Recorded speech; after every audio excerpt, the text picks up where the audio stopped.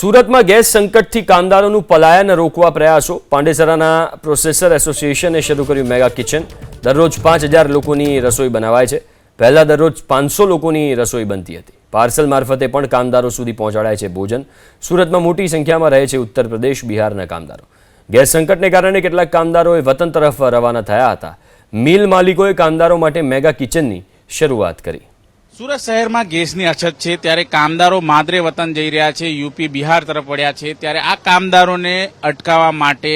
જે ડાઇંગ મિલ printing company દ્વારા special kitchen એટલે કે મેગા કિચનની શરૂઆત કરાઈ છે સીધી તસવીરો આપ જોઈ શકો છો આ પ્રમાણે સુરત શહેરના પાંડેસરા વિસ્તારમાં જે પ્રમાણે અત્યારે હાલ આ ટિફિન વ્યવસ્થા શરૂ કરવામાં આવી છે ત્યારે 5000થી વધુ પ્રતિદિન ટિફિન છે આ પ્રમાણે કામદારોને આ ઇન્ડસ્ટ્રી વિસ્તારની અંદર મોકલવામાં આવતા હોય છે આ ટિફિનની અંદર તમે જોઈ શકો છો દાળ ભાત શાક રોટલી રોજની બનાવવામાં આવતી હોય છે અને જે વ્યવસ્થાઓ છે એ કરવામાં આવી છે ત્યારે તમામ કામદારો છે એ સુરતમાં જ રહે એના માટે અત્યારે હાલ આ પ્રમાણેની વ્યવસ્થા છે આ તમે જોઈ શકો છો આની અંદર સબ્જી છે એ રાખવામાં આવી છે ટિફિનની અંદર અલગ અલગ સબ્જીઓ હોય છે અહીંના જે રસોઈયા છે આપ જણાવો કેટલા કામદારો માટે આ રીતે બને છે સાહેબ રોજનું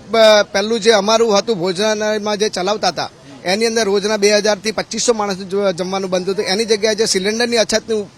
ઉણપ ઊભી થઈ છે એના કારણે અત્યારે 4000 5000 માણસ બી રોજનું થઈ જાય છે બિલકુલ 4 થી 5000 રોજનું અત્યારે હાલ ટિફિન બનતું જોવા મળી રહ્યું છે ત્યારે પાર્સલ વ્યવસ્થા છે એ જોઈ શકાય છે આ પ્રમાણે જે ટિફિન વ્યવસ્થા છે આ પ્રમાણેની બેઠું ટિફિન છે એ અત્યારે હાલ થેલીમાં પેકિંગ કરવામાં આવી રહ્યું છે આ રીતે